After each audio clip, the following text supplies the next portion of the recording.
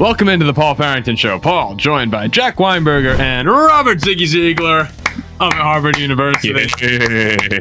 As well as producer Zach Bloomquist. We'll give Zach a round of applause as well. It's great to to have everyone colorful today. Got the orange, Jack has the green. Ziggy's got different shade of green. You've got the I got the red on red. Here. Yeah, we usually we're bright characters in darker colors, but today we're just all over the place. Bright characters and bright colors. Bright characters and bright colors. So I was told to start this podcast that Ziggy and Jack and Zach, while I was finishing up work, came up with a brilliant cold open to the show. I believe you used the word brilliant, right? Is that the word? Brilliant. It was brilliant. I was laughing for a while. So I have no idea where we're going to go from here. It should be a great show. We're going to do joint QB power rankings. We're going to do a little bit something or nothing, some big stories that have come out over the next few days. It'll be a lot of fun. Mailbag questions at the end. I don't know where we're going to go over the next few minutes here. So go ahead, Ziggy. The cold open is yours. Paul, have you ever seen It's Your First Kiss, Charlie Brown? No, I've only seen Merry Christmas, Charlie Brown. So this was, I believe, the 15th or the 16th animated Peanut specials. It came out in 1977. And it opens with Charlie Brown playing a football game. And you got Lucy off to the side, and it's time for a field goal. And Lucy's running up, or Charlie's running up, getting ready for the field goal. And Paul, you've seen the Peanuts. What happens? Lucy pulls the football. Yeah, and then afterwards, she starts berating Charlie Brown for missing the field goal. It's like classic Peanuts, right? Mm-hmm. So when you say that the show's starting at 6 o'clock, and on Monday, when we were going to start on time, you took a call from someone and we started a half hour late. And you say, this time we're going to make sure we're on time. I'm not going to get into all the details, but behind the scenes, you're really making sure it's going to start on time. And then you take a call from the same guy as last time. We start a half hour later. I just have to say, like, I'm feeling like Charlie Brown right now. And I think you're Lucy. 6 o'clock. Oh. 6 o'clock. Oh, every time. It's always Paul. To be fair, it's time to do a live. It's a YouTube live. People are like, this show's so unprofessional. You know, we got to get a new producer. Producer's Zach's catching strays. It's always Paul. 7 o'clock. Oh. Well.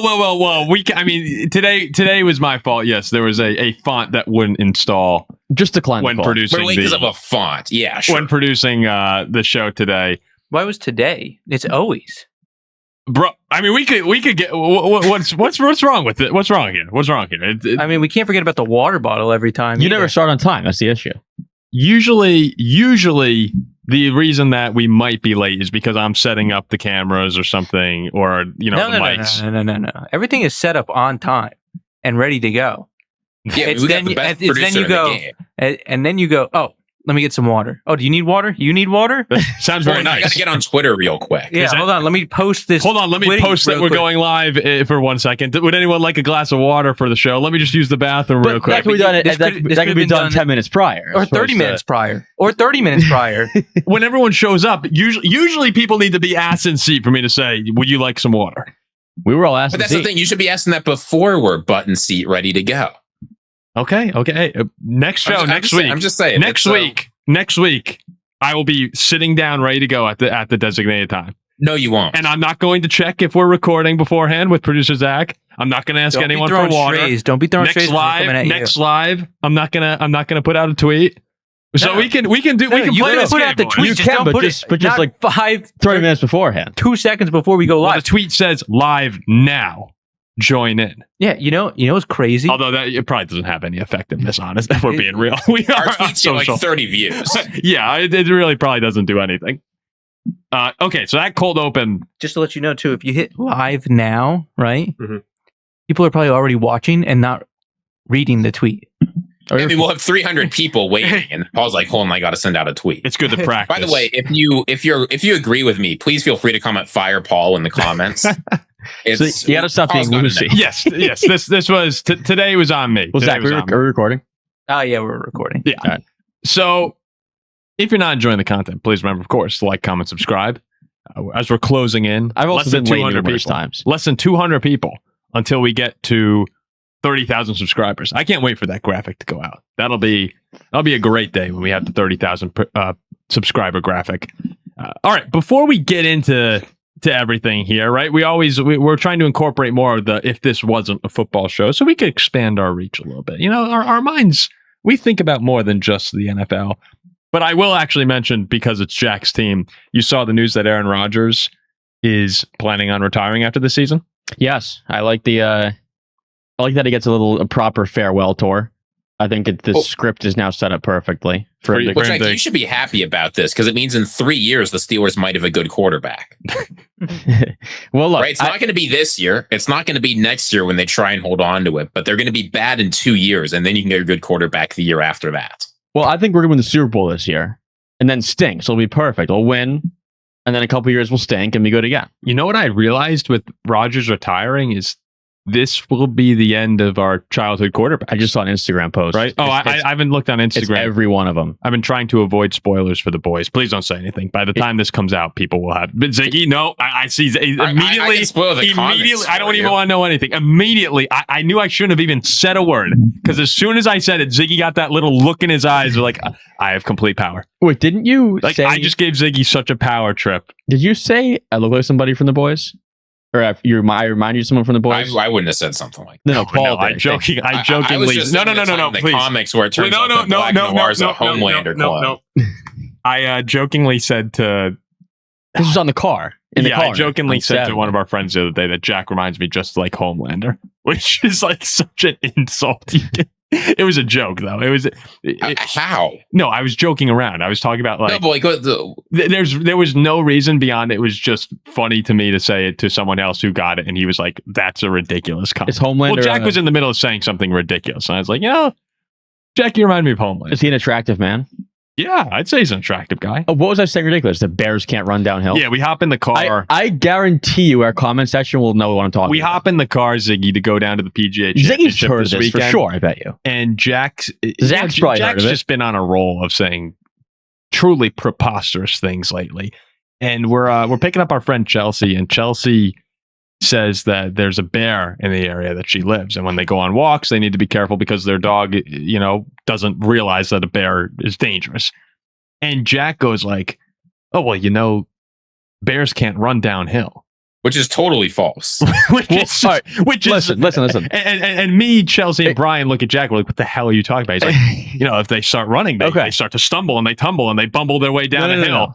So if you just stand down at the bottom, if you run down a hill, it can't get you." Listen, okay, maybe it's false. And then he starts calling it a myth. Have you heard that myth? It's not a myth. We can't. It is.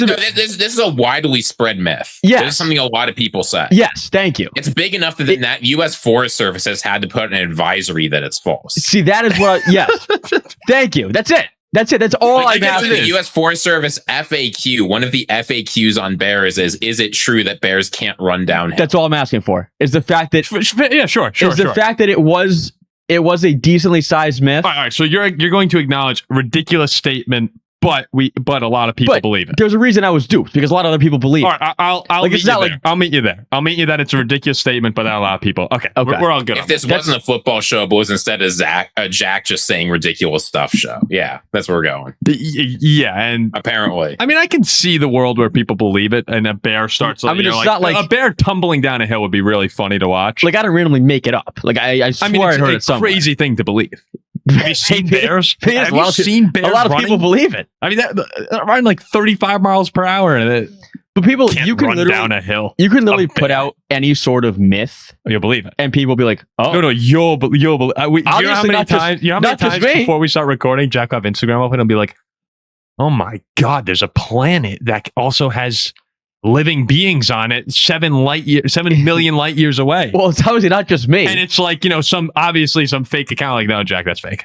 It's like when you're talking to one of your parents and they're like, "Oh, have you ever watched," to relate to sports, you ever watch a game with your parents or, some people who are, I don't want to say older, but yeah, just any older person. And your parents are usually older than you. Sure. Okay. So, and a replay happens and they're like, oh my God, he's doing it. And then you go, no, it's just the replay. It's my grandma. Yeah, it's like your grandma, or I feel like my parents sometimes, like a mom will do that a lot. They'll be like, oh my God. It's like, no, that touchdown happened 5 minutes ago. They're scoring again. That's what sometimes like with Jack on Instagram, like, oh my God, can you believe that? But red Sour Patch make you mad? No. It was the red dye in Gatorade makes you angry. And we looked it up and that was true. Yeah, but it was true because of the sugar content. No, it was red dye It was 40. like the red dye 40 can contribute to anger or something. It's just those are the kind of things we're talking about here. Yes, okay, but for So like everything that contains it, so it's not just red obviously Gatorade. it's obviously like these are big enough myths where it's not just me who has heard of them. There's other people, It's just obviously, you who believes them. not Just, necessarily. a Look. lot of people are dumb is not a good defense. I enjoy them though. I find them Or very a enjoyable. lot of people are smart. Yeah, or maybe you're just ahead of the curve. And next time we're getting chased by a bear and I veer left and you go down the hill, the bear might look one way and go like, I'm not going. Well, down if we're gonna chase by a bear, you're the one who's dead because I'm faster than you. yeah, I'll just It wouldn't matter for me. You're the one who'd be. unless if I could get downhill. Back to sports. So we're gonna talk a little bit here. Oh yeah, so Rodgers, and I realized with him retiring that that's the end of our era of what Peyton and Breeze and Ben, Eli, Brady, all those Rivers, guys. yeah. Yeah, Rodgers was the last piece holding on to that. It's kind of sad seeing him go. He'll win a Super Bowl. He'll go off the right way. right off into the sunset. He'll beat the Packers doing it.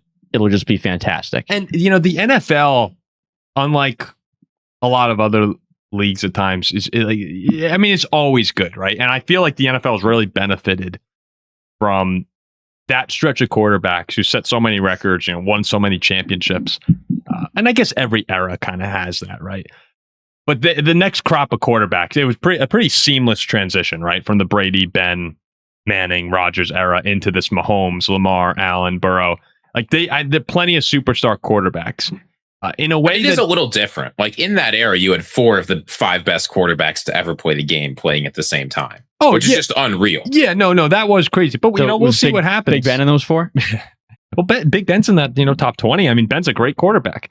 He's not in the top 20, but sure. 100%, Top 25, top 30. 100% he is. 100%. He's not in the top 30. Well, we'll see what happens. Let these other careers play out. Mahomes is already there. We'll see if Josh Allen can get there, or Lamar. And, we talked about Lamar in the top 10 before. But just to real quickly, as we said, if this wasn't a football show, the NBA has had a big problem on their hands lately of post LeBron, Durant, Curry. How interested are people in the superstars? And there are interesting stars, right? I mean, Wemby's 7'6", and Luka and Anthony Edwards, amazing scorers, right? But there's been a little bit of this captivation problem of, people would rather watch LeBron James and Steph Curry. And a part of that has to be a lot of the fan base, right? They grew up with these guys, or LeBron and Jordan debates, LeBron coming up and being competitive with Kobe. It feels like there's sort of been a lack of attention that these younger guys have gotten.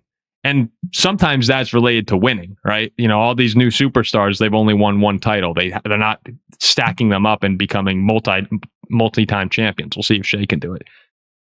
I thought for the first time, all right, the NBA is just going to be totally fine over these past 2 conference finals games. And we're recording before the Spurs Thunder game 2. But these were arguably the best pair of game 1s in the conference finals we've ever seen. Oh, I mean, the 2 games that we got in game 1, Yeah, for sure. just as good as the NBA can offer. And as someone who's not like the biggest NBA fan, I watched both those games start to finish. And glued to your screen, Yes, right? glued to my screen. You cannot get up. And maybe you can get up. I mean, I started looking down at my phone when the Knicks were down 20 with 7 minutes left. when the Knicks were down 20, maybe you could get up then. And when it was 22 points, I turned another show. Of course, as a normal person does. I was watching the game with my dad, and my dad goes, "All right, I'll go to sleep." And we're big Knicks fans, so we're disappointed. We're big Knicks playoffs guys, I guess you could say. And he gets up, he goes to bed, and we're all disappointed. I'm just like, all right, I'll leave this thing on and just finish watching. We'll see if they lose by 40, they lose by 40. And they start making the comeback, and Brunson. What's been easy for me to become a bigger Knicks fan is my brother going to Villanova, and the Villanova guys are there. It's fun to root for them. Brunson gets on this heat. See, I also hate Villanova. Yeah, I know. So there's nothing about the Knicks that I like at all. But as Brunson's getting on this heater, Jack. everyone's been in this position before, right? Where they're watching a game with someone goes to sleep, and you're wondering during the comeback, like, okay, when do I wake them up? Or when do I go get them and be like, it's a game again? So as Brunson's on this heater, and it goes from 20 to 15 to 10. I'm like, okay, if it gets like 5 or 6, I'm going to go get my dad. And when he has Harden in the blender, and when they had it 8-point lead and he did the step back 3 to cut it to 5, I was lying down on the couch. I jumped up, went, bang, by myself, sprinted up the stairs and went and dragged my father out of bed to watch the end. It was just, I mean, I was having so much fun the past 2 nights watching it. For the first time, I was like, all right, you know what? Having a 7'6" freak and the Thunder being this good, having that rivalry potentially become a thing, the NBA is probably going to be all right here. I mean, I enjoyed it. I enjoyed these 2 And that's saying games. something, because you've always talked down on the NBA.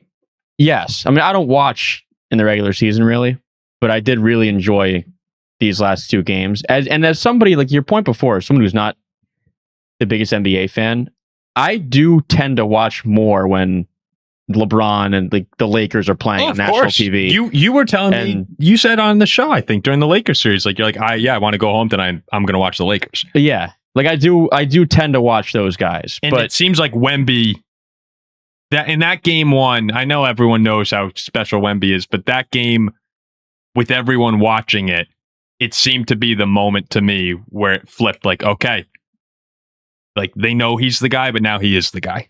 Dylan Harper. I like watching Dylan Harper. Oh, well, you like Harper too? I mean, we watched him, right? He went to school down the street. North Jersey guy. But there's a bigger question here that I think we're missing. With the Knicks, if the Knicks are able to go on a run here and they beat the Cavs, they go into the NBA Finals, they put up a good showing, could this be the beginning of the year and a half long Paul curse turning around? Yeah, I'm wondering. I don't think Paul's a big enough Knicks fan to say a curse is broken. Well, but it's been a lot of misery for Paul. What breaks? Because we remember in 2024, we had the unbelievable run. Yankees, but no one won, right? That was the thing. Yankees lose World Series. Knicks lose in the conference finals. Vikings have the 14-3 year crushing loss in the playoffs.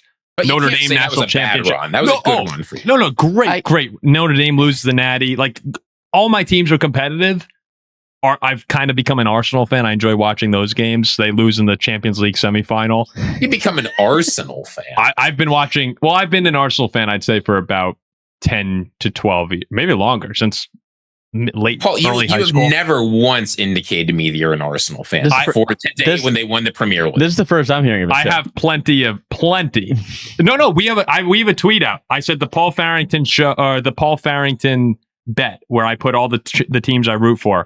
We can go find that tweet. Arsenal's in the roulette wheel and spun it, and Arsenal came up. I happen to be a Spurs fan, also, by the way. Like this is classic Fairweather Paul. Fairweather? No. I'll find find that Arsenal's good. He's a fan. Now the Knicks are in the conference finals. How dare you, Ziggy? How dare you call me a Fairweather fan, knowing the teams that I support?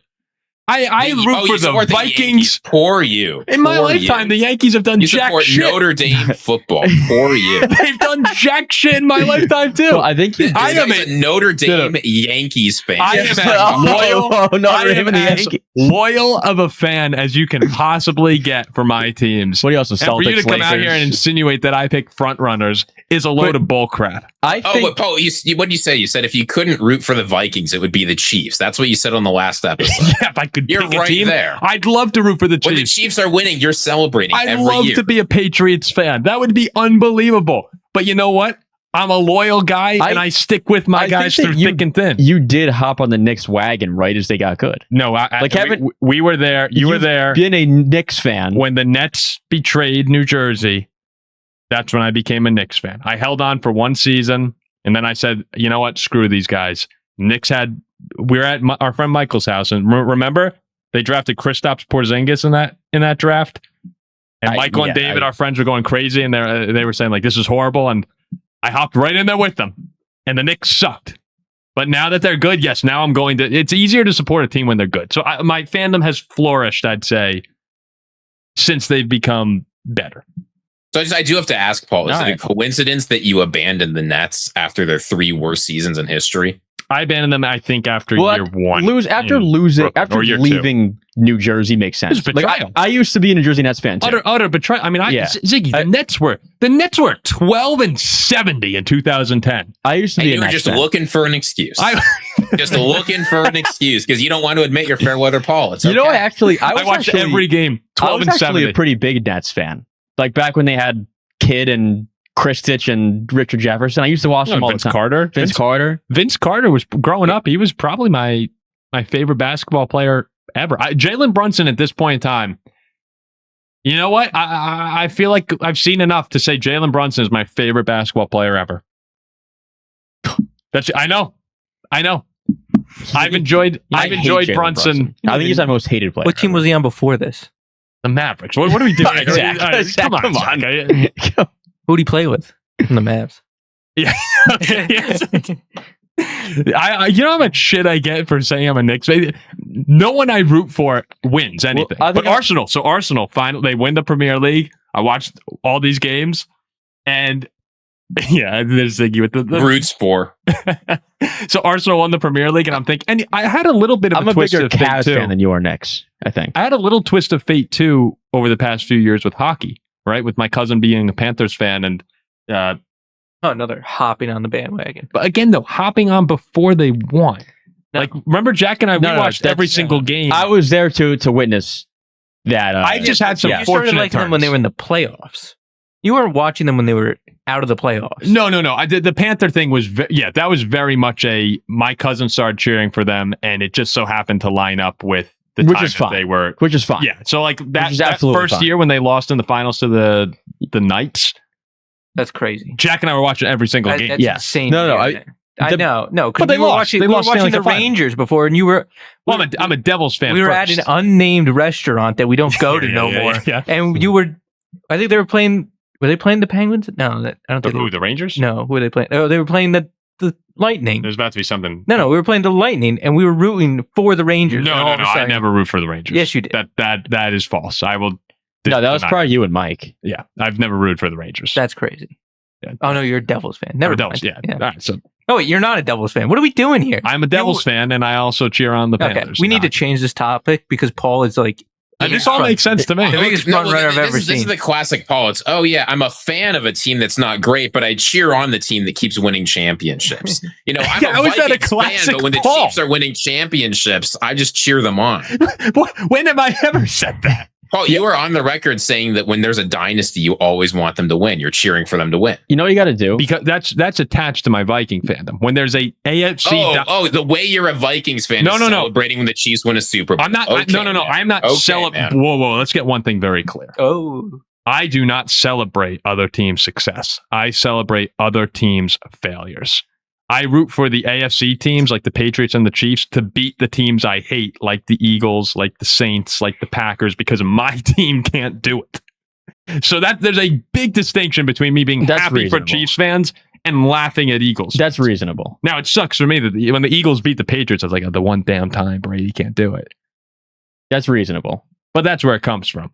Yeah, there is absolutely no way that we can sit here and end this discussion with Paul's a front runner, But given it's my true. track record. Well, the evidence that's been presented is very clear. We've made our closing statements. The fans know the truth. Yeah, let us know what you think in the comments. You got to stick to one city. See, look, Steelers, Pirates, Pitt. I mean, that's where the real fans are. One city. I had no problem with Pittsburgh. Did a good job hosting the NFL draft this year, which will be in Minnesota in 2028. That's Cleveland- very exciting. Cleveland Cavs.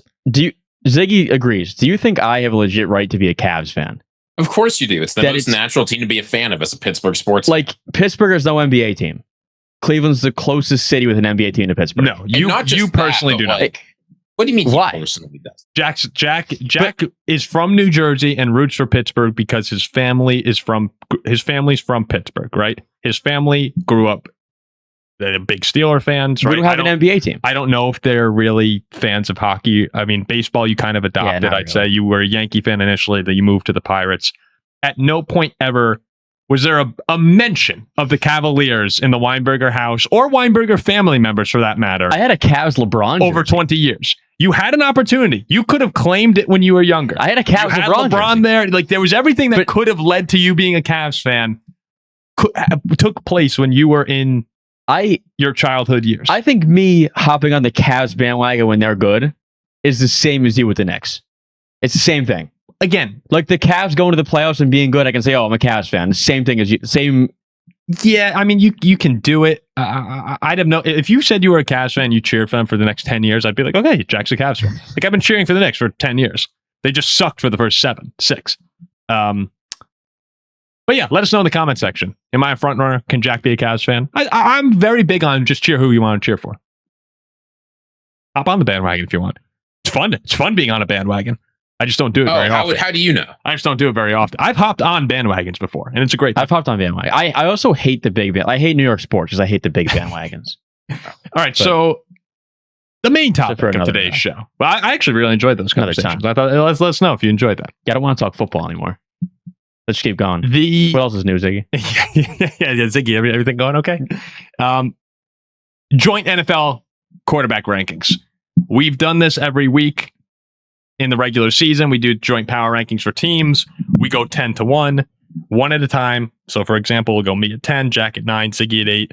We have not seen each other's lists, and we try and build the best top 10 that we possibly can. The problem is, since we haven't seen each other's lists, oftentimes you can leave out a team that maybe should belong in there because we, again, don't know who the other person's going to rank ahead of us. So what we're going to do now, we did the power rankings, and the video did really well. I don't know if you guys saw that. We had over 10,000 views on the NFL power rankings post-draft. Awesome for the show. Yeah, the show's doing well right now, boys. Show's doing well.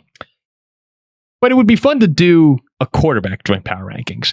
And truly, I have no idea who you guys are going to say. I think there's a lot of leeway here for personal subjectivity to come into this. But why don't we kick it off, right? I'm going to start off at number 10, and I know that we feel very differently about certain quarterbacks. I know Jalen Hurts, Jack's a big fan of, Brock Purdy, Ziggy won't shut up about. So we'll see how this goes. I'm going to kick things off here, guys. The number 10, and why don't we actually give the criteria first? Because people always say it's funny how in each ranking they have no idea what the criteria is. We're going to say this is for the 2026 season, right? Going into the 2026 season, who you want leading your team. Now, And we're going to assume they're all healthy for week 1. Like, I'm not going to worry about Sure. if Mahomes and for just this season, or who do you want going forward? Just this season. Just this season. 2026. Now, Ziggy, let's Okay. assume they're all healthy for week 1, but we still need to take into account that Yeah, I Mahomes is agree. returning from an ACL. Okay, ready? We need to keep in mind that Joe Burrow gets hurt every single year and misses 20 games. Yes. So they're all good to And start. hates playing for Cincinnati. And he hates the Bengals. Well, we'll see. That's coming up later. No, I saw the quote. He might not. I'm going to start number 10. I'm going to put Caleb Williams. He is a uniquely gifted quarterback in a league full of uniquely gifted individuals. And arguably was the clutchest quarterback in football last season with all the comeback wins and massive conversions, spectacular, magical plays. You'd like the accuracy and the completion percentage to take a tick up. But I think that from where he started his rookie season with all the sacks and all the inexperienced plays to Ben Johnson turning him into a really special talent by the end of year 2, another full offseason now under his belt with Ben, who is one of the best coaches in football. Could be a really special year for Chicago quarterbacks. You know, as a Caleb, not a Caleb hater, A former Caleb. someone who doesn't love Caleb. What he did from his first season looked like I was right, to taking his team to the number 2 seed and winning the division. He deserves a spot here in the bottom of the top 10. Do I think he'll fall out? Yeah. But He's someone that I wouldn't be surprised at the end of the year. We're talking about top 5, top 6, though. He could Caleb get Williams will not be at But- 10 at the end of next year. He's going to be borderline top 5 or he's going to be out of it. Those yeah, are the I'm not only surprised if it goes either way Yeah. either. Yeah. But yeah, right now, number 10 is a fine spot for him. All right, number 9. And now I'm going just for 2026, right? You're saying assuming everybody's healthy? It's Aaron Rodgers. 9's Aaron Rodgers. Oh, jeez. 9's for sure Aaron Rodgers. Aaron Rodgers was good last year. He's not better than I mean, not better than a lot of these. I take him over like Drake Maye. Totally now disagree. Why? Rodgers beat May. Aaron Rodgers led one of the worst offenses in the NFL last year. But there was also nobody. The Steelers roster has gotten better. Like How much better? I mean, everybody, how much better? Everybody was so caught up in like the quarterback situation, and then realized the roster got a lot better. Like Michael Pittman's there. How Dowding's there. good is Michael Pittman? The offensive Michael Pittman's he's regressed. much better than Calvin Austin and Roman Wilson. He's better, but I don't. You know, Michael Pittman. He's not the 1100. He's not the. Even when Michael Pittman was great, right? Michael Pittman is not a 1,000-yard receiver for 2 seasons in a He's row. a lot better than what we had. The Colts picked Alec Pierce over him. This Pittsburgh won 10 games with no line and no receiver too. Yeah, well, you didn't win it because of Aaron Rodgers. Aaron Rodgers won us some games for I thought Rodgers was very he was acceptable last year. Rodgers had some good games. He absolutely had some good games. Rodgers was not bad. Like, if you watched the Steelers last year, which you guys did, I did. Putting him at 9 isn't not bad. Putting him at 9 is a positive affirmation, and his short game accuracy was. But here's another thing, though. Here's another thing, though. I want to clear up again. A quarterback who takes a mediocre offense to an AFC North title and a home playoff game with no protection and no weapons can warrant coming in top 10 the following year with a better roster. That's not a crazy thing to say at all. Again, part of what we're doing here is you're starting your team with him. So forget about him being on the Steelers. You're starting your team with this guy. But Jack thinks Rodgers is actually very good. Yeah, if you give me like Justin Jefferson and or Chase, Malik Neighbors or Chase, and give me Rodgers. Do you think the weapons that Drake Maye was playing with in New England were that much better than Pittsburgh? I think for this year, 1 year. No, but I mean, we're looking at last year's accomplishments with Aaron Rodgers. Drake Maye was throwing the ball to Stephon Diggs, and he had Ramondre and I mean, I like Travion Henderson in the backfield, but you love Jalen Warren. Drake Maye played like the Massachusetts School of the Blind, and you played nobody. Lost to the Steelers.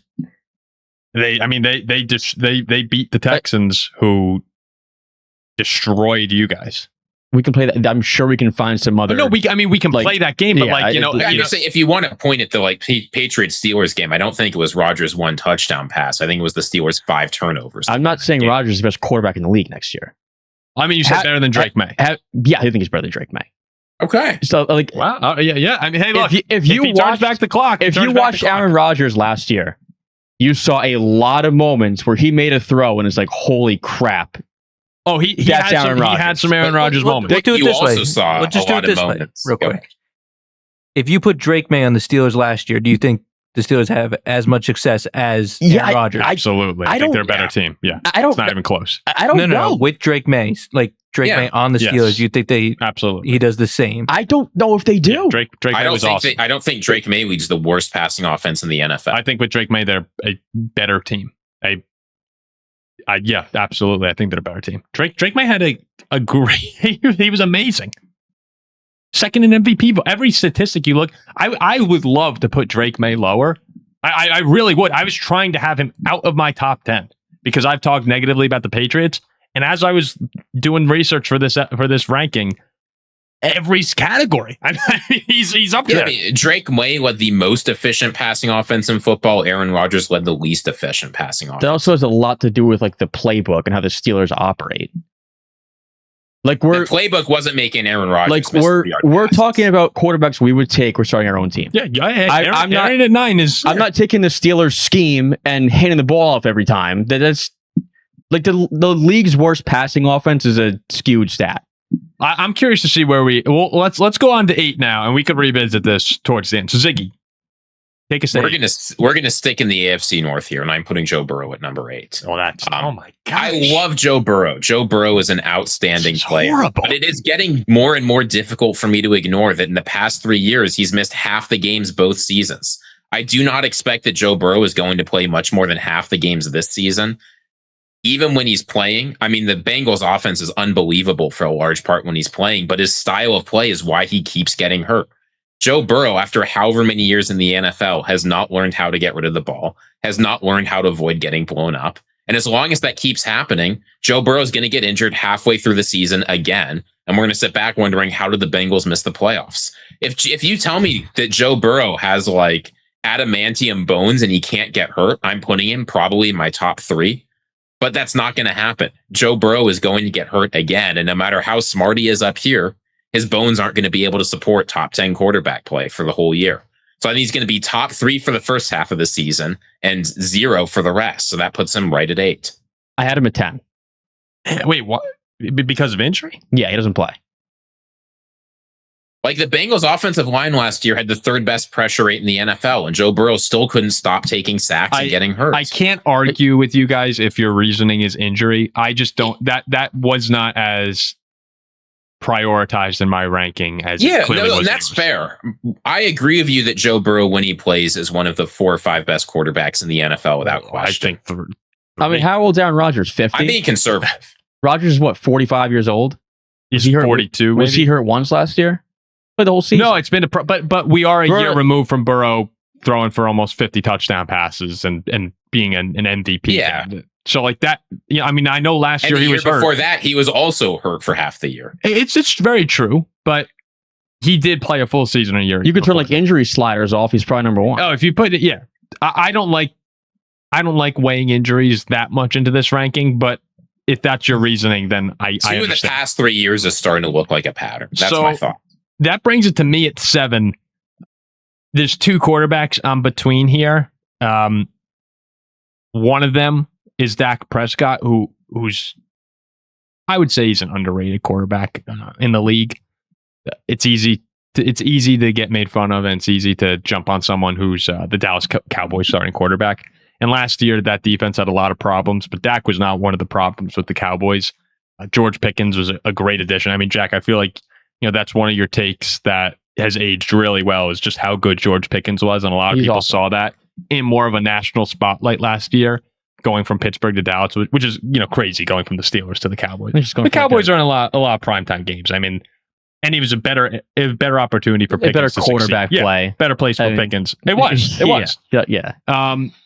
But I do not have Dak here at 7 because of some of the other rankings on this list. I'm going to put Drake Maye here at 7. A lot of people have Drake Maye in their top 5. I've seen a lot of people have him in their top 4 or 3. It's a little too rich for me right now. Post Super Bowl, I didn't think he had a great Super Bowl performance. There were some times where Drake left you wanting a little bit more, despite being second in MVP voting. But there are so many other things that you looked at and said, okay, like here's a future superstar. And if they get AJ Brown, right? We saw the transformation that Josh Allen made when they added Stephon Diggs. I know that AJ's a little older now, but if they do wind up getting AJ Brown, the weapons were not great for Drake Maye to throw to last year, even with Stephon Diggs having a solid year. If AJ Brown comes there, I still think he's one of the top 5, top 6 receivers in football. You might see that real superstar jump from Drake Maye. So I'm going to put him at 7. We'll see how he is with competition this year. Yeah, but yeah, that's a great point, because the cupcake schedule was a real thing. The Patriots wasn't it the easiest schedule They ever? played nobody. I think it was actually the easiest schedule ever. And a New England fan might tell you like, oh, you know what? You play the games in front of you. That's very No, it's true. true. Like, they won one of the Like, Super Bowl. that is true. Yeah. They earned that right. Even on their path to the Super Bowl, though, right? It was the injury-plagued Chargers, then it was the injury-plagued Texans, and then the Broncos are missing their starting quarterback. And they got blown out by Seattle. The interesting thing to watch with the Patriots is you talked about how bad the weapons were last year. All they did was swap out Stephon Diggs for Romeo Doubs. It's not going to be any better. If they get AJ Brown. Tucker, I think, is not going to. Yeah, if they get AJ Brown. This is the but we'll Romeo talk Dobbs later. show. Be careful. That could be a little bit dangerous. AJ Brown is not a Patriot yet. No, he's not. He is not yet. But I'm saying if they are to get AJ, That would be a big upgrade. that's a massive upgrade. And then this is also like if you're taking a quarterback to have whoever you want around them, you're taking Drake Maye at 7. Yes, I still Like- put Drake Maye up there, even with. I'm saying I'm kind of using your side of you're going to see an even better Drake Maye. You'll think of him differently if they get AJ. I mean, Brown. it And was that just might his be the way second you're year talking about last Rodgers. Hey, you're gonna view Aaron Rodgers differently because he's going to have more talent around him. All right, let's go over 6. I'm not gonna argue that. All right, 6 is let's see. Let's put my cards here. 6, 5, 4. Put them at 3. It's probably too high. I have no idea what Jack's talking. Like, here you go, 6, 5, 4. I'm gonna go. I'm gonna go Jalen Hurts at 6. I'm going Jalen Hurts at 6. You guys know he's my favorite quarterback in the league. He's a winner. He's got that attitude. He's a dog. That's why he's number 6. 3 is a Jalen little, Hurts is 22 on my list. I was doing the math on the guard. I could put him at 3. That's probably a little bit too high. Well, let me ask you. Other than So I'm being putting a him at winner, 6. what do you like about Jalen Hurts? Just he's a winner. No. Other than him Other being than a that, winner, you have what to do you say like about something him? else. Are you? What else is there? What else is there to like? You want your That's what I'm Exactly. asking. Yeah, What else I is there? totally agree. you want your quarterback to be a winner. No, but again, the question is, Look, other than him being a winner, There has to be something else you like because Sam Darnold is now a winner. Tell me, and he's won just as much as Jalen Hurts. As what? Tell me if you're starting a team with whoever you want. You hate Mahomes. Mahomes is a bigger winner than anyone. You wouldn't. Mahomes is number 1 or 2 on my list. Go ahead. I just think his best years are behind him. But you're starting a team with anybody that you want. You're telling me Justin Jefferson and whoever else. And Jalen Hurts is your quarterback. You're telling me that team is not winning? Well, if you give him a Pro Bowl, all pro team, then yes. But we're assuming that you're starting your roster and you're like, we'll do a draft. And this is the quarterback you're starting with. I'm not giving you the Eagles roster that won the Super Bowl. Can you just name anything? Seriously, anything. It could be anything. He's a good runner. He had his worst rushing year last season. All right, it's a bad season. He stopped running the football. It's a bad season. Oh, no, he stopped running the football. We're talking this year. Yeah, Jalen Hurts doesn't want to run the football. That's a huge problem in Philadelphia. Is that him? And not just that, but his whole career, he just runs himself into sacks over and over. He's got a great arm. And he can't throw over the middle of the field, and he can't throw on the move. But he always seems to lead Philly to a top 2 seed in the playoffs every year. He's doing something right. Like, he never seems to lose. I do agree with you that Jalen Hurts is a winner. I mean, he lost last year to Brock Purdy and a bunch of backups. Jalen Hurts never seems to lose. That's all I'm saying. That's why I want Jalen Hurts. He's won 1 Super Bowl. And I like Jalen Hurts. I just think it's a little high here. Can you name a more consistent quarterback when it comes to hosting playoff games year after year after year after year? What's the company he's in? Well, I mean, when it comes to that, the NFC East before last year hadn't had a back-to-back division winner for years. It's Patrick Mahomes. It's Tom Brady. It's Jalen Hurts. Okay, we're moving on to the Bucks. The Bucks have won the NFC South multiple years. The Bills have typically. Before last year, the Bills have won $1 billion. Josh Allen, Baker Mayfield. Baker's good, but Baker's not here at 6. No, he's not because Jalen Hurts is better. But Baker, quarterbacks who take their team to win every year deserve a spot in the top 10. Last year, again, the Philadelphia Inquirer last year said should Tanner McKee start over Jalen Hurts? They were a 2 seed.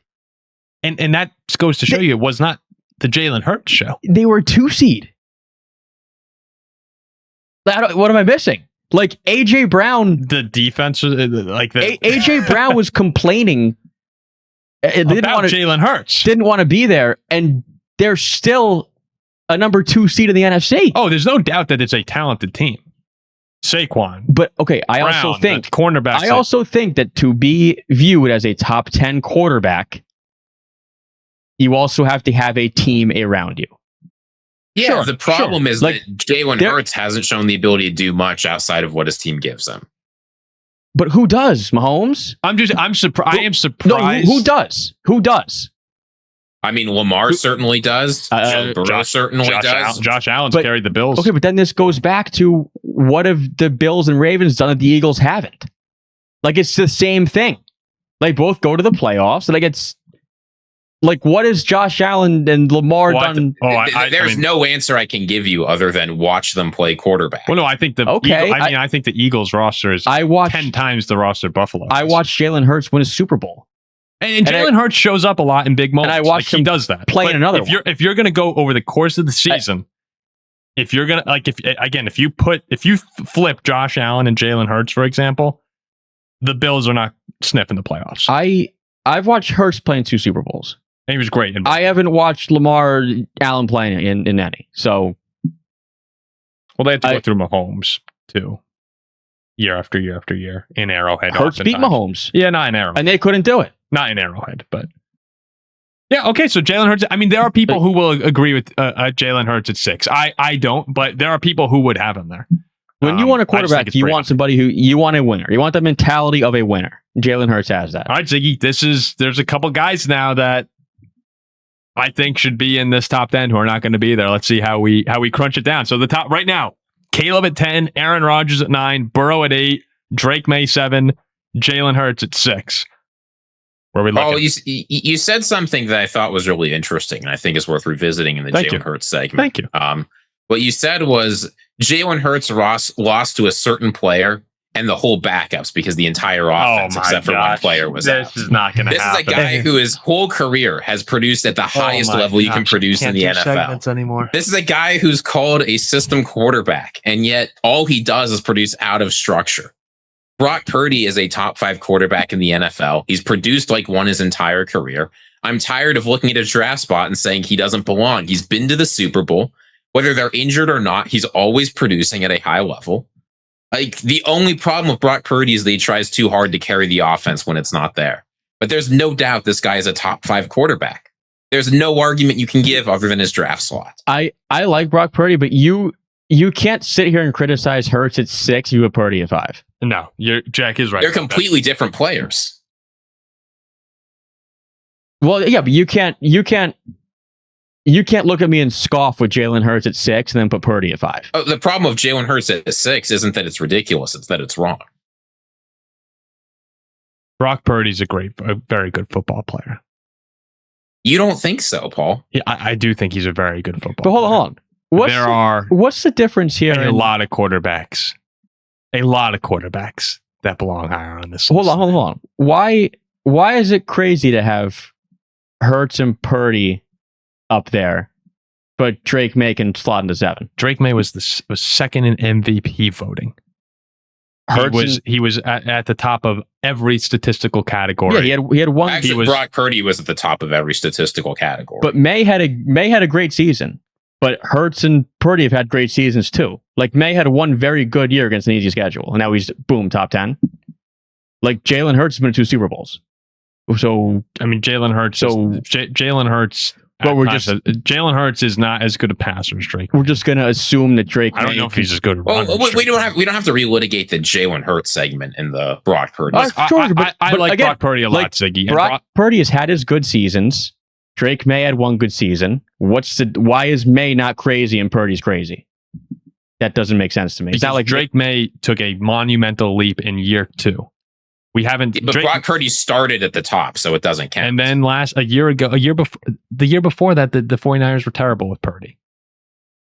It wasn't Brock Purdy's fault. Brock Purdy was doing his best to carry a completely injured team, and the offense was still effective. Drake Maye is a guy to me, similar, like obviously to a lesser degree than the guy like Josh Allen or Lamar, that can carry an offense.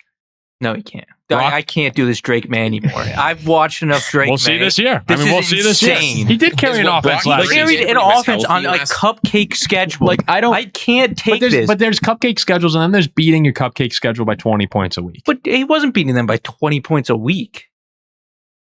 I mean, the Patriots were mauling teams last season.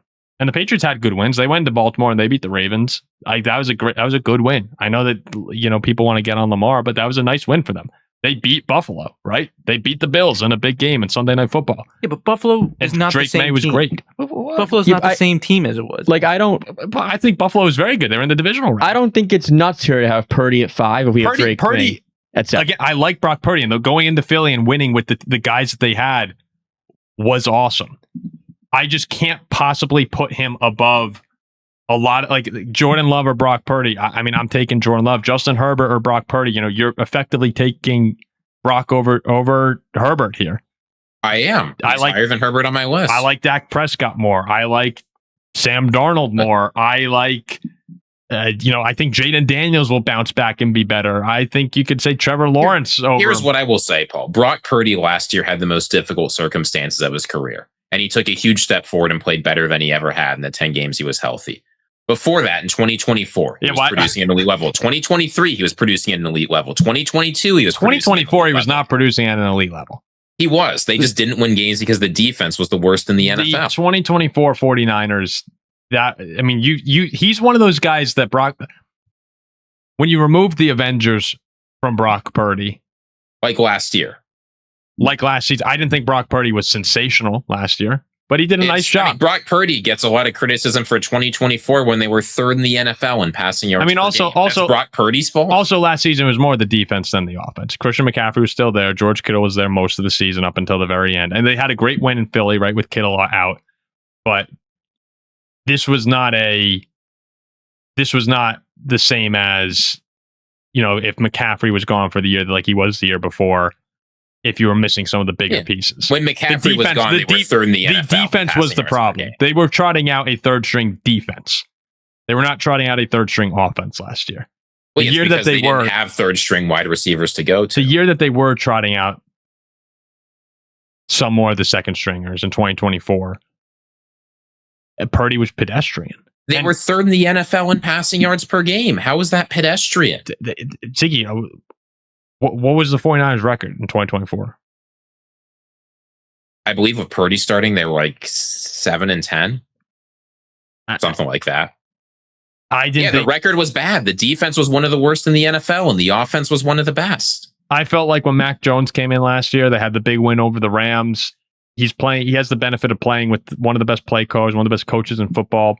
Purdy's a very good player, but he's not, you're not taking him 5th overall in the league. I just did. I know you did. Hey, yeah. But the top 4 will be easy to round out from here, so you can be happy about that. I'd put Purdy like top 12. So now we're going to have... But I respect it. At 4 here, I'm going to put Lamar Jackson at 4. So he shouldn't be in the top 15. It was a down year for him, certainly. And there are a lot of haters right now, but I'm anticipating Lamar with the new guards. I mean, the Ravens guard play last year was so bad. Hopefully he's a little bit healthier last year, a lot of nagging injuries. We're forgetting he's coming off back-to-back MVP caliber, if not MVP winning seasons.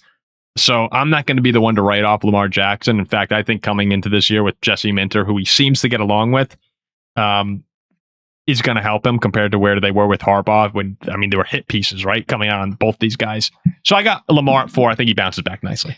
Yeah, I mean, if we're talking like regular season merchants and like regular season stat patters, Lamar's number 1. I love also that Ziggy has Brock Purdy at 5. Citing that when he's able to play, he's been awesome. I mean, he's been healthy for everything except last year where he missed a few games. Yeah, I mean, Burrow's different. One injury does not make somebody injury prone. Not injury prone, but I don't think last year was the year to cement yourself on Brock Purdy as the number 5 No, but guy. I've been on Brock Purdy for a lot longer than last year. All right. So Lamar Ford, Jack, let's go 3. All right, 3. It's interesting here. It's like the quarterbacks will miss our top 10 now. I don't think Jordan loves top 3. I can't put him top 3. Jack, there's 3 easy players here.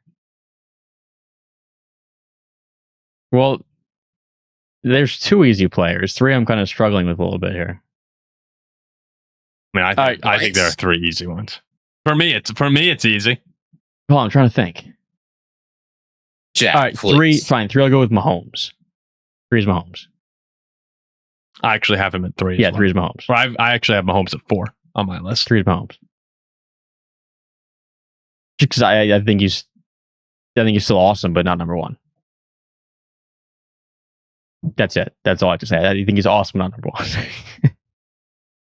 Mahomes, I typically would have him at number 1, as you guys know. I'm a big Mahomes guy, and if you had someone for me to say, "Hey, who do you want to win one game?" I'm probably picking Patrick Mahomes. But this is a list that's going over the course of the entire season, and winning and his history of winning that matters. But after last year, where he had career lows in almost everything, right? And he just never turned it on. You're waiting, and the Chiefs just never flip that switch that they normally do.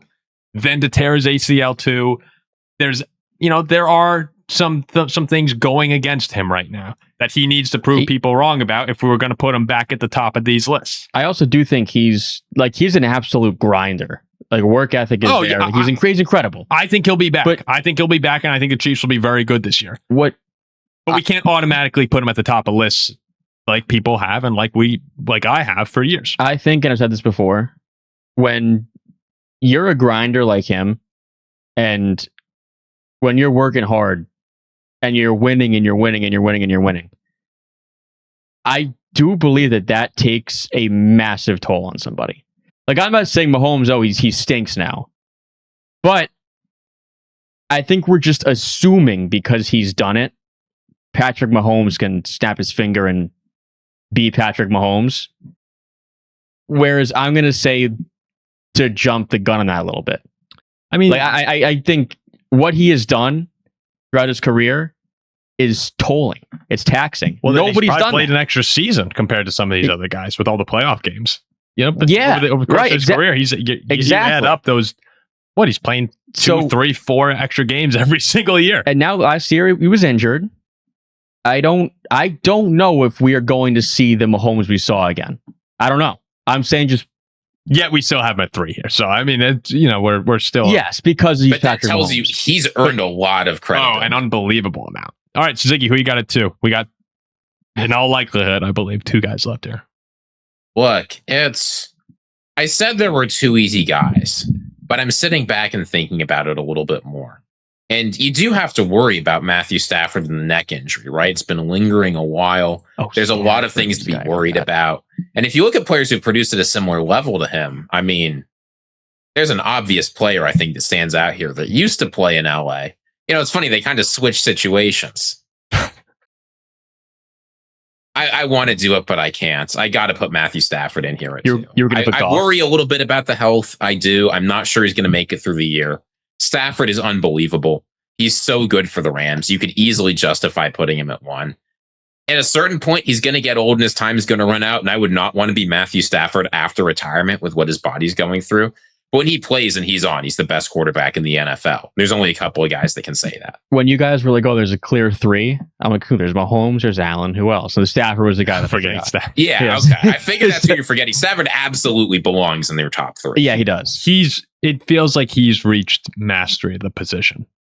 Like there are some guys who, That sounds productive. as they get older, right? There are some guys who, I mean, it all works for them. It all clicks, and he still has the arm. You still need to have the arm, and Stafford clearly does. But his mind, it now matches the physical talent that he's always had, and it's unstoppable when you add Puka and Devontae, and now there are rumors that they might go after AJ Brown. I mean, I can't imagine what that offense looks like if you add AJ Brown to the mix. How do you beat them? How will you beat the Rams this year? I mean, it took an all-world Seattle defense to beat them, To barely beat him. in Seattle, one of the best home field advantages in the NFL. Stafford wasn't slowed down, right? He threw for 400 yards and 3 touchdowns. Yeah, Darnold matched him in that game. That's what happened. And Darnold, you know, you could have argued Sam Darnold at the bottom of this list too. But Stafford, to me, I had him at 2 as well. But man, you could make an argument at 1, and I'll put Josh Allen at 1. The closest thing you have in the league to the NBA star who can carry a team on his back by himself. Josh Allen's the closest you get to that in the NFL.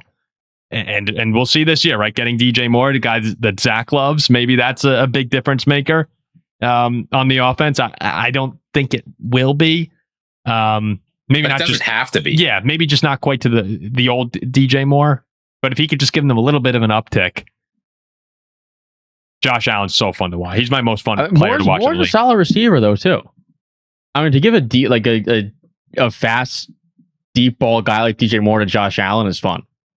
But he has the kid now, so maybe distractions coming. Josh, Is he going to be willing to put his body on the line the same way? You never know. yeah, you never know. Yeah, shit, I don't think he will. So our top 10 list, I put Caleb at 10. Jack put Aaron Rodgers at 9. Joe Burrow at 8 for Ziggy. I have Drake Maye at 7. Jack places Jalen Hurts at 6. Brock Purdy goes 5 for Ziggy. I put Lamar Jackson at 4. Jack puts Patrick Mahomes at 3. Matt Stafford at 2 from Ziggy. And I put Josh Allen at 1. Zach, was there a clear miss here? Jack and I are going to get so much hate in the comments. Oh, deservedly so. I mean, some of you guys were horrible. You guys were horrible. I don't think so. But Zach, We pick guys who go to Super Bowls. and you know it's going to be bullshit when Zach says Drake May was the clear miss. But go ahead. We pick guys who go to Super Bowls. Well, I guess May did too, but Don't group me in with you, Jack. Yeah, I know. I only picked Drake May, who played in the Super Bowl this year. Hurts played in 2. I mean, I'm just biased because I'm in the AFC East, and I think Drake May has. So Drake. So of this entire list, Drake May is the miss to you. At like 7. This wasn't Drake May at 1 or something. Is that? I just want to confirm that. I don't think Drake May's top 10. That's just in my. But I'm just confirming, of the list I read to you, Drake Maye at 7 is the clear miss.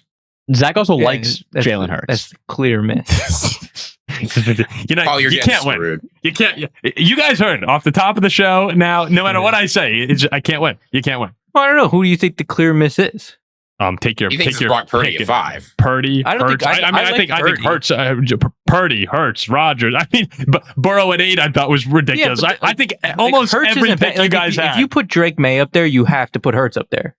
No, you don't. Yes, you do. Yeah, yes, you do. Yeah, Hurts is better than Maye.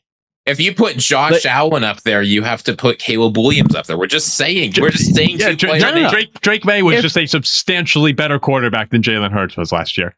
If Drake Maye's in the top 10, Hurts has to be in the top 10. We're arguing Jalen Hurts in the top 10 because he won a Super Bowl when he had a super team around him. That's what we're doing right now. But if you look at Jalen Hurts, we were talking as him as a top 5 quarterback 2 years ago. All of a sudden he just dropped? Yes. He's off the face of the planet? Yes. He got worse. Jalen Hurts is a very, very good player. If I'm starting a team, I want Hurts over Drake Maye. Okay, I don't know if insane to me that Herbert's not on this list. He stinks. That Jordan Love is not on this list. Like if you told me who crazy quarterbacks that are off this list, yes, those are. But I also think Love and Herbert. I think those two are the 2 most overrated quarterbacks I've ever seen. The single 2 most overrated quarterbacks I've ever seen are Jordan Love and Justin feel like maybe Love is underrated. He should be in our top 10. I don't think Love's underrated. Yeah, I think he's very underrated. Everybody puts Love in the top 10. Not the no. Jordan Love had it's gonna be a bad show for Jack. Jordan Love had 8 good games in his career. Jordan Love was great last season when he played. We're just saying stuff. And what has Herbert done? Herbert's the same thing every year. Justin Herbert is overrated. Yeah. He's the single most overrated quarterback I've ever seen. He's the 2 of the Chargers. Yeah, I can see that. Yeah, I mean, he is. Yeah, I mean, Jordan Love is so inconsistent. Jordan Love's not that inconsistent. He was consistent all Jalen Hurts is significantly less consistent than Jordan Love is. But I feel like, Hurts goes further every year. But I feel like that's because he has it on a super team. I feel like Jordan Love, 1 week he's awesome. Next week, he has 105 passing. He was 5th in passer rating last year. He's the 5th highest passer rating in football. I'm not saying Love stinks. I think Love is an overrated quarterback. No, but I mean, I don't what have we seen from Love that jumps off the page besides 8 games he played in his first season? Watch him last year. He was so good last year. I thought in the playoff game against Chicago, he had 300 something yards and 4 touchdowns. I thought that was amazing. But yeah, he's capable of that. I mean, and he's capable a week later just sucking. Jalen Hurts' schedule last year was so much harder than Drake Maye's. We're done with this conversation. Okay. Well, there we go. Hurts is better than me. We've cleared that. That's over. Well, let us know in the comments what you think. We're not presenting any new arguments. We've litigated this. Fine. I like Jordan Love. I do. I think Jordan Love's good. I think Herbert's more overrated than Jordan Love is. Herbert last year is playing without Rashawn Slater and Joe. He's playing without his 2 stud left tackles. I don't think that I thought Ladd McConkey took a big step back last year. The weapons that he was, even Keenan Allen. When Keenan Allen's your number 1 guy, Keenan Allen's 1,000 years old. Jordan? I think Justin Herbert was carrying the Chargers as much as anyone carried the team last year. Jalen Hurts is a winner. Justin Herbert's a loser. There's more than if there's a beautiful girl and Jalen Hurts and this woman's Jalen, me or football. Jalen's football. Herbert is a little puppy dog and goes to the girl and does the music video with Mash and Beer. He's a loser. Hurts is a winner. That's what I see when I see think having Saquon Barkley and Lane Johnson and Jordan Mailata and Cooper DeJean and Quinion Mitchell and Jalen Carter and Bond, I think that helps Jalen Hurts quite a bit. No shit, of course it does. Yeah, well, I still think Jalen Hurts is a very good quarterback. Justin Herbert might be a winner if you gave him the quality of players around him. No, and that's nothing against Jalen Hurts, who had he great doesn't give me moments. That vibe. I don't get that vibe from Justin Herbert. This isn't trying to be a slight on Jalen Hurts, who in those big games, right, in the Super Bowls, he's been really good. But over the course of a season, I mean, Justin Herbert has not nearly had the talent around him that Jalen Hurts has had. But that's just me. I don't know if you could say that. I mean, if you go back a couple of years, Keenan Allen was very good. Austin Eckler. He had Austin Eckler. He had Mike Williams at the time. Like, that was a good team at the time. All right, let's wrap this up with the something or nothing. Something or nothing, and then we'll call this a show. Does that sound good to you guys? Sure, we'll let the mailbag's next show. Yeah, we'll leave the mailbag. We have good mailbag questions too. We'll hold them. Okay, ready? So something or nothing here, guys. I was listening to. I really enjoy listening to John Middlecoff of One the Volume Guys 3 and Out podcast. Great guy, John Middlecoff. You know, when we had the Super Bowl and John Middlecoff said something, I just looked at him like, "You're an idiot." He's just like, "Oh no, John's great." I've had a really pleasant time working and meeting him over the course of years here. I don't listen to too many podcasts either. For someone who works in podcasts, I don't either. I just don't listen to a lot of them. And oftentimes I'll listen to help me prepare for our show. And Middlecoff is just he's the perfect guy for that. So if you haven't listened to him before, give him a listen. John, though, I did think said something truly crazy the other day when talking about the Vikings. He said it on his show. He also said it on the Colin Cowherd podcast. He doesn't expect JJ McCarthy to be a Viking week 1 of the regular season. And there's some reports coming out now, right, that Kyler intentionally picked the Vikings because he thought he could win that job, which I was like, no shit, Sherlock. That's obviously why he wanted to go to the Vikings, because he thought he could play. Is that something or nothing, though? JJ McCarthy, Vikings week 1. I mean, it's May, and people they want to say things, but I think it's something. And you just bring in Kyler Murray, who you believe is going to be your starter, who has played some good football in the past, and JJ McCarthy, who I've been a bit more of a defender recently because he's 22 and because he's a winner, like hasn't been given a chance. He is a winner. He actually is a winner. But in a lot, like, we know the leash is so short nowadays. I'm not talking like, JJ McCarthy level short, but in the Vikings' eyes. Were you talking his height there? No, short leash. Yeah, I didn't know what you meant by JJ. No, McCarthy's leash. This would be a very short leash. Okay. Yeah, okay. Yeah, that's what I'm trying to say. But like, if and I lost my train of thought. I was interrupted. You were saying he has a short leash, and that McCarthy, if they wind up pulling the leash on him here, quarterbacks have such a short tenure in the NFL. Yeah, right. So sorry. If the Vikings, if they see him as, okay, this guy was a bust, he doesn't have it, then you bring in Kyler Murray, I don't think it's absolutely nuts to be hearing that he's going elsewhere. Like, if they think absolutely nuts, I'll tell you right now. I think it's the biggest nothing burger in the world too, Ziggy. Like, why? Because the Minnesota Vikings spent a first-round pick on him. They can't get anything trading for him, right? What could you actually trade JJ McCarthy for after the year he just had? You're not just going to cut him. Let him sit in the building? Teams like the Steelers would take him. You're not going to trade him. The Steelers will not take him. You have too many quarterbacks. True. But just more generally, like, if you're the Minnesota Vikings, you can't get anything for him. Kyler, there's no guarantee he's going to be around next year or that he's any good. The locker room seems to like him. Shipping off JJ McCarthy for like a 5th round pick makes zero sense. And if they actually do it, people should be fired. There's no harm in leaving. I mean, everyone knows the big problem the Vikings had was the Darnold decision. But now that you've made this bed, JJ had a bad year last year. He had a couple promising moments, played better towards the end of the year. It was hard to play much worse. But if Kyler beats him out like we're expecting, just let him be on the bench and we'll see what happens, right? If Kyler's bad, we'll put JJ back in, and if he sucks then next year we have a different conversation. The thing is, though, in today's NFL, like, quarterbacks find it so early. Like, Jaden Daniels found it early. A lot of them did. Well, Jaden Daniels found it early, but then he's been hurt. And CJ Stroud found it, and then he's...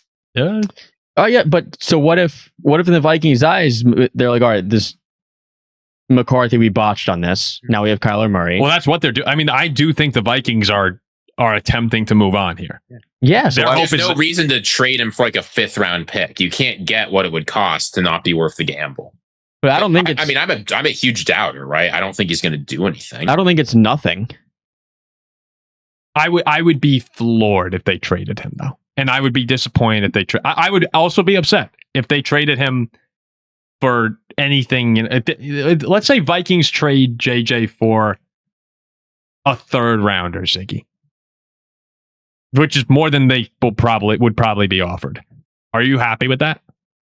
I can't be happy about it. No, neither am I. And I know they gave Carson Wentz a solid, like a pretty big deal for a third string quarterback. Forgot about Wentz. No, I mean, he's still on the roster. Wentz is better than McCarthy. Oh, the Vikings may believe that too. Yeah, so why not get it's not nuts. I support taking a quarterback every year, right? Effectively, you're asking me, would you draft JJ McCarthy in the third round? And I say, sure. All right, next up, we have Joe Burrow, who's he's really been talking up the Bengals over the past couple weeks here. He said they have everything we need to contend for a Super Bowl title. I think this is the most talented roster we've had since I've been here. We got guys that work really hard to put themselves in position to perform well, to perform to our standard. I don't know if this was actually the quote. I saw this on Sports Illustrated. We're going to win a lot of games this year and play great and win the Super Bowl. That's what he said. He actually said that? That's confirmed? Yeah. And he said throwing 48 touchdowns and breaking the all-time franchise record for touchdowns in a season is doable. That's the biggest nothing I've ever seen. No, I'll tell you why it's something right now. I'm not saying that's something because it's true. That is Joe Burrow telling the Bengals, if we don't win this year, I am out. This roster is as good as it's going to get. I'm never going to have a better chance in Cincinnati. He's saying if we can't deliver, if I don't go off and we deliver this year, then I'm going to demand a trade next offseason. That's what the message is here. The message is not whoop-de-doo, the Bengals are so great, we're going to win it all. It's we'd better win it all, or I'm Carson Palmering my way out of here. I mean, if that's the narrative, then I would agree with Ziggy.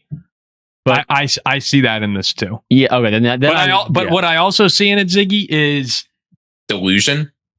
No, I actually don't think it's delusional for him. I was going to say that what else are you going to say? But this is a good Bengals team. I mean, they went out and they made additions to the defense. They made the big move for Dexter Lawrence. The offense, we know it's good. Like, it's a matter of, as you had him at 8, right, staying healthy here. But there's been so much talk over the years with the Bengals of the offensive line isn't good enough. The defense isn't good enough. Is Zach Taylor good enough? Do they have, you could just go on and on and on about the problems they've had. The ownership isn't good enough. And that's all, it's been true. So in this move here, I do like it from Burrow to come out and pretty much be like, I'm Joe fucking Burrow. And as long as I'm here, the window's open, which he said before. We've made some moves. The pressure's on me to perform at that level. Now, if he comes out here and throws for 45 touchdowns again, like he did a couple of years ago, and they still don't get to the playoffs, that's why, Ziggy, I'm with you. I think he's going to go like, all right, we made an attempt to be good, but clearly we're still not at the level we need to be, and we're not going to ever get there. And now I'm going to try and find my way somewhere else, which we want that, by the way. The Vikings want that. Like, that would be amazing. But right now, there is also a pretty high narrative that Joe Burrow is unhappy in Cincinnati. Like, this reminds me that AJ Brown. He's trying to dial back the temperature on people who say that and on people who light up the rest of the organization. So that's why you say it's nothing. So what else is he supposed to say? If people think that he is having a miserable time in Cincinnati, this is a perfect thing to come out and say. Like, it reminds me of AJ Brown. Like, AJ Brown openly hated Philadelphia, but when he was asked about it, he'd be like, oh, no, everything's fine. Mm-hmm. Like, when you're talking to the media and then you're in front of the world, you say different things and how you feel behind closed doors. Like, this is a perfect quote from Joe Burrow to say in a time where everybody thinks that he hates playing for the Bengals. And slip in a little subliminal. I like it. I like both the arguments. I like the subliminal presented. too. I think there's a degree of truth in both of them. So it's kind of. But I think this is. No, you think it's you think it's nothing, and that's fine. But what I'm saying is, just pay attention. Like, Bengals just implode here. Mid-season trade for JJ McCarthy for Joe Burrow. Can all this? You know what? Hey. We could actually have all of these be something if we just trade JJ McCarthy. If they implode, Burrow might just stink. Maybe it just stinks. The perfect world here is the Bengals implode, and we all know that Joe Burrow and Justin Jefferson are boys. You get that recruiting to Minnesota. I think Minnesota would actually make a lot of sense. What if Burrow demanded to the Bengals owner, all I need is Justin Jefferson. Get him here now, we'll be fine. That they can't. That in the hypothetical world where that happened, and they went after Justin, that's what would happen to the Vikings, right? There's two sides of this coin. Add Justin Jefferson, they can't do it. Oh no, I know they can't, but I'm just saying, like, if you're to flip the coin, right, you have one side being Joe Burrow comes to the Vikings, the other one is Joe Burrow recruits away the Vikings' best player. What would happen to us? What if they gave you, like, who's their third receiver? Yoshevich. Yoshi, yeah. What if they gave you, like, Yoshi and like Jeremy Hill? Oh, Jeremy. Okay. I don't want to think about anymore. Moving on to the next. We've got two more here, and then we're wrapping it up. Rashee Rice goes to prison, something or nothing. Incorrect. Rashee Rice goes to jail.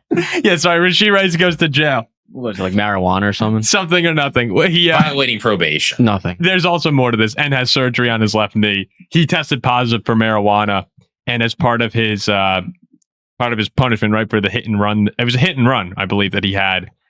He had to, over the course of 5 years, spend 30 days in jail. That was part of the deal. And since he violated his probation here and tested positive, he now has to immediately serve 30 days in jail. The other option he had was to add another 30 days over the course of 5 years, making it 60. I would just do the 30s. So he's doing, you like that decision from Rashee? That's a good. Maybe that's the first smart decision he's made. That's a good over call. The past that's a few good call years. from Rice. It's going to jail now instead of adding 30. Yeah. It's definitely something. Like, you just like play it by ear. It's like, oh, today's raining in Nashville. I don't know. I'm going to go to jail. I think it was spend 24 hours there. I have to imagine it was. I don't know, Ziggy. Was it 30 consecutive days? Yes. Okay. So, no. I don't mean what he's serving. I mean over 5 years. Yeah, he had to. Yeah. Well, we'll go to jail today. 5 years you have to do. It's crappy out there. I'm going to jail. Can you imagine she wakes up and he's just like, I'll go to jail today. Oh, it's beautiful out. No jail today. Maybe tomorrow. Weather app, Google. Rain. Oh, this weekend sucks, Ray. I'll go to jail this weekend. Hey, I will just you guys all traveling this weekend? Yo, my boys aren't here. I'm going to go to jail. Yeah, go to jail. For Rashee Rice, having this happen in a contract year when the Chiefs need you, really, really bad news for him. I am. If I were a Chiefs fan, I would be so fed up with Rashee Rice because he's the guy, right? In that offense, he really is the guy. And he had the horrible leg injury a couple of years, a knee injury, when he was having one of the best starts of the year at receiver. But you're hoping that you can get Patrick Mahomes in this offense back on track because they've struggled for 2 years. Even though they went to the Super Bowl, Mahomes has not been the same for a while, and that offense has not been what it used to be for quite some time. Kelsey comes back, but Kelsey's not close to the tight end he was. And Xavier Worthy's had some flashes, but there's so much lacking in this Chiefs offense. And the one real bright spot has been Rashee Rice. And the fact that he can't get out of his own way over and over and over again is so disappointing. Yeah, I mean, and it also, what has shown is it was blatant. Like, Patrick Mahomes and the Chiefs need you. They need him. Like, it's not like you have prime Tyreek Hill anymore and Rice is your number 2 or 3, do whatever you want, and you'll find the ball here and there. Like, and you're it's in need a contract of year. If he balls out, $30 million plus a year is in play for him if he were to ball out this year. It's just like, how stupid can you be? That's really what it is. Like, every decision he makes, you just go, how much dumber can you get? And it's a shame because he's in a position where you're the star receiver playing with Patrick Mahomes. Like, come on, man. At least it's in the offseason. Stay off the weed. Yeah. At least I have to imagine going to jail isn't great for your right knee recovery either. No, and you have that going on too. At least he was in May. I thought it was left knee. I thought it was actually October. It was his right knee. It was his right? I thought. I was trying to slip that in. I'm throwing a challenge flag. I think it's his left knee. Well, I think he made a great choice. Right? Well, I'll bet you $100 it's his right knee. I'm not going to take that because you have a computer. Yeah, it's right in front of me. It says it was right knee. Well, I had something that said left, so it's one of the two. At least it's May and not October. It seems very likely that's one of his knees. So we all agree, beyond it being wildly stupid, irresponsible of Rashee Rice. Let's pick a nice word. We don't have to keep lighting at this guy. So I have no problem saying it's dumb. No, it's dumb. It's dumb, but I like Rashee Rice, the player, a lot. I love watching him play. He was on. I was a fantasy guy with him the year he got hurt. It sucked. He's been great. But he keeps doing stupid things. Like, this would be something to me for sure if it happened during the football season. Happening in May. I think it's something just for the fact that he clearly is not learning. Like how much do you trust him to not mess up again? Mhm. And maybe, hopefully, right? Hopefully this is the one where he gets out of jail and it's like, okay, maybe that whips him into shape, but you'd think by now he'd learn. So yeah, I definitely think it's something. And last but not least, AJ Brown can still be traded to the Rams. Mike Garafolo, he said on the Rich Eisen show that the Rams will re-involve themselves in AJ Brown talk. Ziggy with a really great question here following up of, would AJ Brown be a difference maker for the Rams? Well, no, so here, look, I'll give you the case why he wouldn't be, and then why I think he would. I'm just messing with you. All right, go ahead. I'll tell you right now. Here's why. If you had asked me in December, I would have said they don't need him. They have Puka Nacua. They've got all the receivers they need. They should be focusing on their defense. Puka Nacua ran into a lot of controversy last year. We don't need to talk too much about what he's doing now. He's in rehab right now, but he has not shown himself. I thought to be was he not out? I don't know if he's out or not. He's out. But all of that's happened this offseason, right? There's been injury issues too. I'm not saying AJ Brown is Mr. Reliable, Mr. Business, shows up and is always ready to play, but the Rams can't put all their eggs in the Puka Nacua basket on offense when they're looking for a Super Bowl. So I think AJ Brown is a good player, but I think the time will come next year where they need a guy to step up because Puka is going to be unable to in one way or another, whether it's getting hurt again or there being more off-field trouble or whatever. So the Patriots feel like they have a deal locked and loaded for AJ Brown. The Rams, I think, are going to re-enter, and the Patriots are at least going to have to pay more than they've committed to because the Rams need it. I think if the Rams were going to get another receiver, they would have taken Lemon at 13. But AJ Brown's going to be a heck of a lot better for you this year than Mekhi Lemon. But no, I know. But I don't think the Rams are interested in a wide receiver. Well, what do you think of McVay and Snead really like Simpson, and they thought we could go get AJ Brown too? That could be. And then when Stafford retires at the end of this year, he's going to have Puka and AJ Brown to throw to. Yeah. That's the world where you're like, I'd rather sign up for that if I were a Rams fan. Does that mean they get rid of Adams? Well, Adams he's on his way. It's his last year and he's a wide receiver 3 at this point in his career. I actually think if Devontae Adams is wide receiver 3, he's a beast. No, Devontae Adams is one of the best red zone threats in the NFL. I just don't want to throw to him 150 times anymore. Yeah, to me, if they go and get AJ Brown, they're already the Super Bowl favorites. I said it during the segment before with Stafford. I don't know how you stop this. That also, that would help for. That would help Simpson too. Next year, the year after, you throw in Simpson and he has 2 superstars. The only world.